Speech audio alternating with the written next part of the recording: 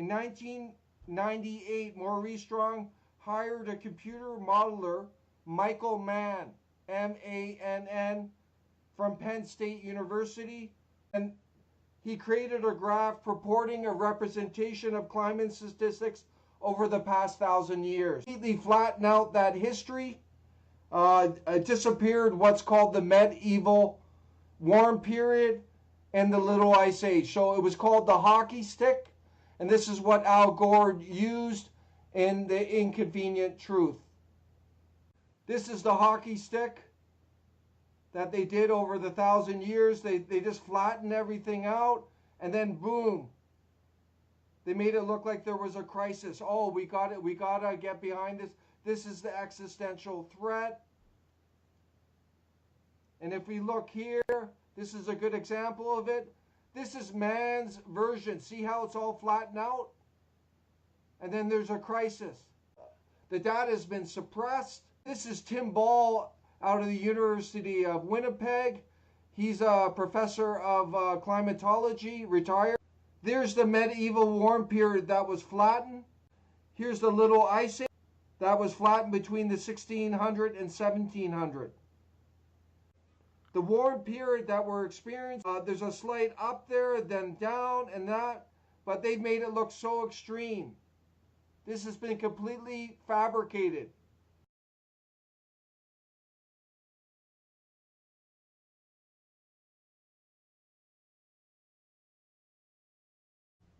But anyway, what this shows, this is the total atmosphere here. All the gases, nitrogen, oxygen, everything else.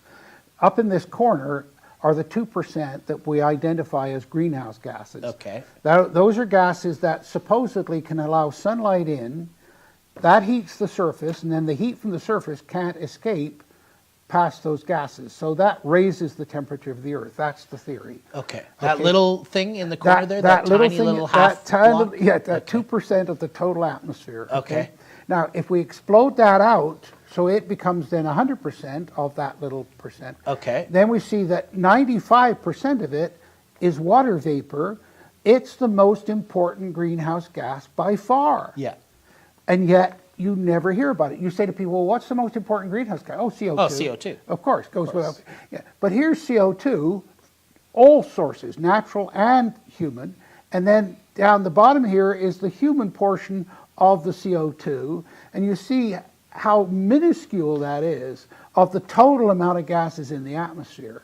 It's All right? tiny. So you're saying that 4% of the greenhouse gases, which is 2%, Yeah. so 4% of 2% Yeah. is CO2, Yeah. and 3.4% of the 4% Yeah.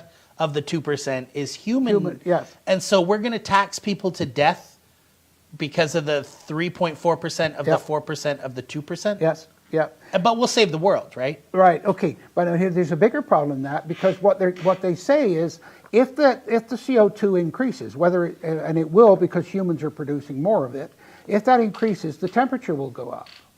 The problem is every single record we've got, whether it's ice core data or anything else, the temperature increases before the CO2. That's right. Mm-hmm. So the fundamental assumption that they make is wrong. The only place in the world that I know of where temperature increase precedes, or CO2 increase precedes the temperature increase, is in the computer models of the IPCC, But the people they- that are Means suing. is the CO2 that is human created is a minuscule portion of the entire atmosphere, which leads Dr. Ball to conclude that the science behind climate change, global warming, is a complete scam.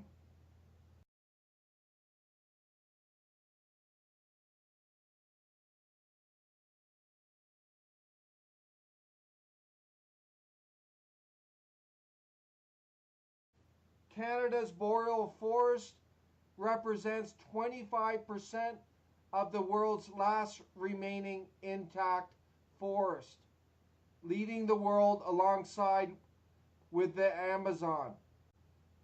The boreal forest stores more carbon than all of the world's tropical temperate forests combined. Keeping this carbon stored in the ground and out of the atmosphere is one of the most important, easiest way we can prevent climate change from worsening. If you even believe it, we believe it's a fraud. And it says on average, the boreal forest stores twice as much carbon per acre as tropical forests. Canada's boreal forest alone stores a minimum of 208 billion tons of carbon. This is equivalent to more than 1,000 years worth of Canada's greenhouse gas emissions in CO2 equivalent at 2014 levels. This carbon tax is a complete scam.